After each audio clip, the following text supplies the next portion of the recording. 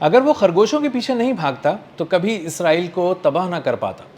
خرگوشوں کے شکار کا شوق اسے یہودیوں کی خوفناک بستی تک لے آیا، اور اس کے بعد دنیا نے ایک ایسا منظر دیکھا جس کے بعد اسرائیل کی تباہی یقینی ہو گئی، اور نتن یاہو سر پیٹتا رہ گیا کہ ایک چھوٹی سی غلطی نے اس کے اربوں ڈالر پر پانی پھیر دیا۔ میرا نام اظہر علی خان ہے اور آپ دیکھ رہے ہیں آج کی بات۔ عراق میں ایک صحرا ہے، اس کا نام ہے النخیب، اور اس کا ایک علاقہ ہے شنانہ۔ شنانہ کے علاقے میں ایک عراقی جو چرواہا تھا،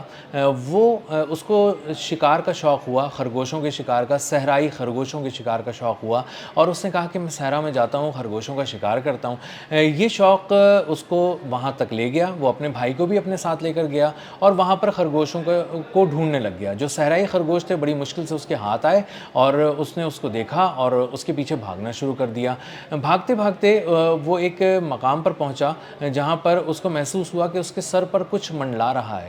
اس نے غور سے دیکھا تو وہ ایک ڈرون تھا جو اس کو مسلسل اس کی نگرانی کر رہا تھا اور اس کے سر پر اڑ رہا تھا۔ خیر وہ ایک عام سا چرواہا تھا، اس نے اتنی کوئی دلچسپی نہیں ظاہر کی، اس نے کہا ہوگا کوئی ڈرون۔ وہ خرگوشوں کے پیچھے چلا گیا اور مزید ان کو ڈھونڈنے کی کوشش کرنے لگا۔ تھوڑا اور آگے گیا تو اس کو اندازہ ہوا کہ وہ ایک ایسے مقام پر پہنچ گیا ہے جہاں پر دور دور تک فوج ہی فوج کھڑی ہوئی ہے، اور یہ فوج کچھ پرائی سی لگ رہی تھی، یہ اپنی عراقی فوج نہیں تھی۔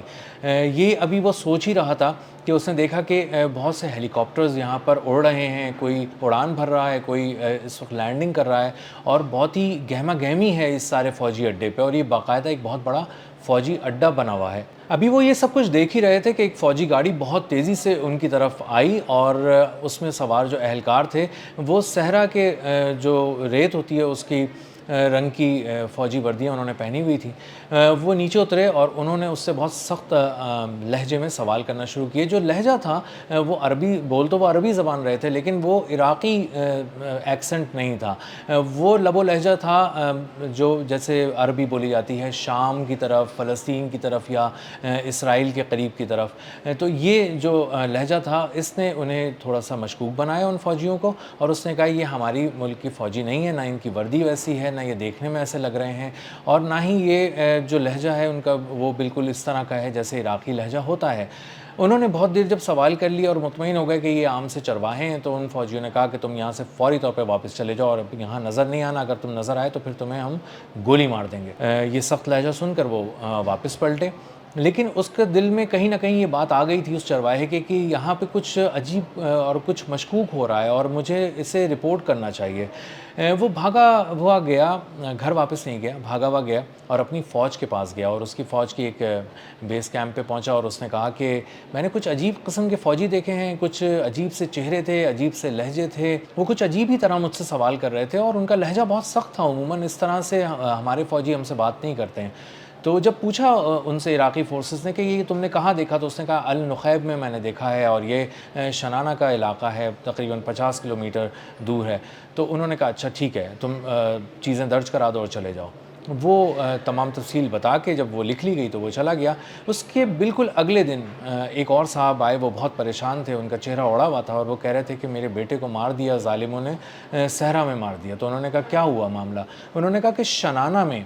50 کلومیٹر النخیب میں کی طرف وہ گیا تھا میرا بیٹا، اور وہ گاڑی میں سوار تھا، اور اس کی گاڑی کو بھی بم مار کے تباہ کر دیا گیا ہے اور اسے بھی قتل کر دیا گیا ہے۔ غالباً امریکی فوجیوں نے اس کو مار دیا ہے۔ تو عراقی فوجیوں نے کہا کہ یہاں تو امریکی فوجی نہیں ہے، امریکی فوجیوں نے یہاں کیسے مار دیا؟ تو خیر وہ اپنا رو دھو کے اور اپنی رپورٹ اس نے تھانے میں لکھوائی اور وہاں سے وہ چلا گیا۔ اس کے بعد عراق کی فوج نے اپنا ایک جو مانیٹرنگ ٹیم تھی اس کو بھیجا اور کہا کہ ذرا دیکھ کر آؤ کہ وہاں کیا صورتحال ہے۔ جب وہ لوگ اپنی ایک گاڑی میں وہاں گئے تو انہوں نے دیکھا کہ وہاں پر تو ایک میلہ لگا ہوا ہے، وہاں تو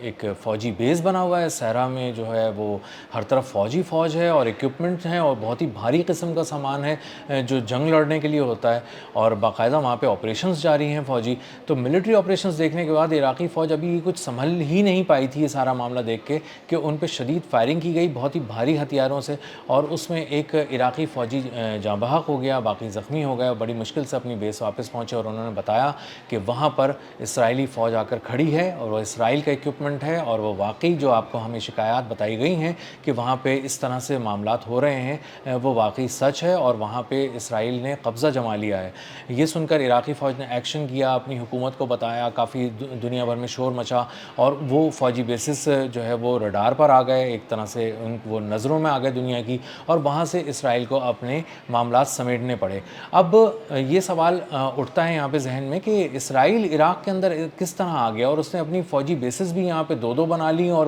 عراقی فوج کو پتہ بھی نہیں چلا۔ تو ہوا کچھ یوں تھا کہ کچھ عرصے پہلے کچھ ڈرون حملے کیے گئے تھے، اور اس سے عراقی فوج کے ریڈارز جو تھے وہ تباہ ہو گئے تھے، اور باقی جو تھوڑے بہت بچے کچھ ریڈارز تھے اس کے حوالے سے بہت زیادہ ڈر رہی تھی عراقی فوج کہ کہیں وہ بھی نہ تباہ کر دیے جائیں، ان کی بھی لوکیشن دیکھ کے ان کو بھی کوئی نشانہ نہ بنا دے، تو انہوں نے اپنے وہ ریڈارز بند کر کے رکھ دیے تھے۔ تو ایک طرح سے عراقی فوج اپنے ہی ملک کے صحراؤں میں اجنبیوں کی طرح بیٹھی تھی، آنکھیں بند کیے بیٹھی تھی، اندھی ہوئی بیٹھی تھی، اور وہ کچھ بھی دیکھ نہیں پا رہی تھی، اور ان کے وہم و گمان میں بھی نہیں تھا کہ کوئی ملک اس طرح سے ان کے ملک کے اندر سرحد میں آ جائے گا، ایکوپمنٹ لے کر آ جائے گا، پورے فوجی بیس بنا چکا ہوگا، اور انہیں کانوں کان خبر بھی نہیں ہوگی، اور صحرا میں کس کو آنا ہے یہ سوچ کر عراقی فوج نے اس صحرا پہ اتنی توجہ نہیں دی تھی۔ لیکن یہ سارا معاملہ دنیا میں آیا تو